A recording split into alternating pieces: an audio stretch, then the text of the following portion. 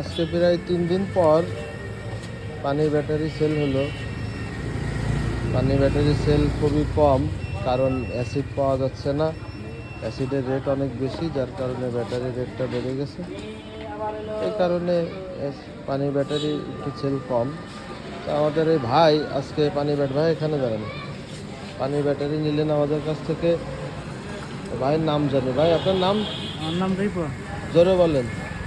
আমার নাম রিপন। বাসা কোথায়?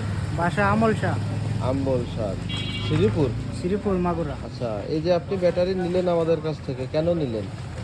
মাল ভালো দেখে নিলাম। মাল ভালো দেখে। আপনি কি আগে আমাদের কাছ থেকে ব্যাটারি নিয়েছেন? হ্যাঁ, 4বার নিছি। 4বার নিয়েছেন?